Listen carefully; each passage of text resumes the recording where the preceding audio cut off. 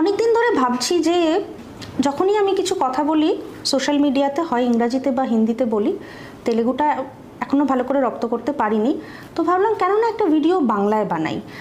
আজকে আমি যে বিষয়ে কথা বলবো সেটা আমার মনে হয় সোসাইটিতে এটার ব্যাপারে অ্যাওয়ারনেস তৈরি করা খুব দরকার এবং একজন ইএনটি স্পেশালিস্ট হিসেবে আমার দায়িত্বের মধ্যে পড়ে এটা। তো আমরা আজকে কথা বলবো নাক ডাকার বিষয়ে। অনেকে হয়তো নাক ডাকা নিয়ে হাসাহাসি করেন যে পাড়ার কেউ প্রচণ্ড নাক ডাকে, বা যখন বিয়েবাড়িতে লোকজন একত্র হয় তখন আরে ওর সাথে শোভো না, ও খুব নাক ডাকে। কিন্তু বিষয়টা হাসাহাসির ব্যাপার নয়, এটা একটা রোগ এবং রীতিমতো ভয়ানক রোগ, যেটা কিনা ক্যান্সারের মতো বা স্লো পয়জনিংয়ের মতো ধীরে ধীরে একটা মানুষকে মৃত্যুর দিকে নিয়ে যেতে পারে।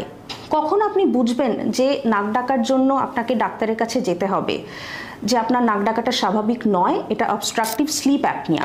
আমি এইগুলোর কয়েকটা সিমটম আপনাকে বলবো। যদি এই জিনিসগুলো আপনি নিজের মধ্যে বা আপনার বেড পার্টনারের মধ্যে দেখে থাকেন তাহলে নেগলেক্ট না করে ডাক্তারের সাথে পরামর্শ করুন।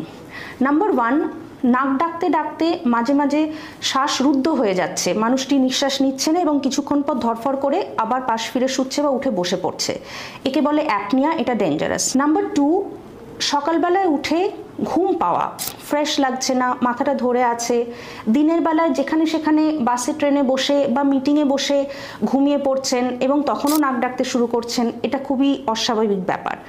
নাম্বার 3, ঘুমের কোয়ালিটি ভালো নয়, ডিস্টার্ব স্লিপ, মাঝে মাঝেই না জানা কারণে ঘুম ভেঙে যাচ্ছে, গলা শুকিয়ে কাঠ হয়ে যাচ্ছে, মুখ খুলে ঘুমোচ্ছে, এটাও একটা স্লিপ অ্যাপনিয়ার ক্যারেক্টারিস্টিক্স হতে পারে।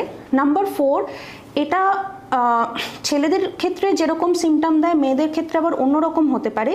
স্পেশালি মহিলারা যারা 50 ঊর্ধ্ব বা 50-এর কাছাকাছি, আমাদের বডিতে সেই সময় হরমোনাল চেঞ্জেস আসে, মেনোপজ হয়ে যায়।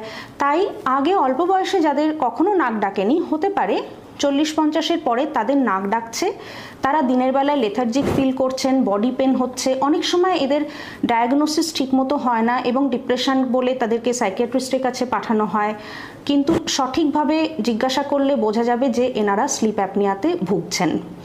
এই ধরনের পেশেন্টদের অনেক সময় দেখা গেছে যে হাইপার টেনশন মানে প্রেশার হাই যেটা আমরা বলি বাংলায়, এবং ডায়াবেটিস বা সুগারের প্রবলেম সাধারণ ওষুধে কমছে না, ডাক্তারবাবু নানান রকম ওষুধ অ্যাড করে যাচ্ছেন তবু বিপি কন্ট্রোলে আসছে না। এসব ক্ষেত্রেও একজন ভালো ফিজিশিয়ান সবসময় পেশেন্টকে জিজ্ঞেস করেন বা করা উচিত আপনার কি নাক ডাকে। যদি নাক ডাকার সমস্যাটা আমরা ট্রিট করতে পারি তখন দেখা গেছে যে বিপির সমস্যা, সুগারের সমস্যা অটোমেটিক অনেকটা কমে যায়। তাই লাস্ট আমি এটা বলেই শেষ করতে চাই, যদি আপনার নিজের কেউ বা বাড়ির কেউ ভয়ঙ্করভাবে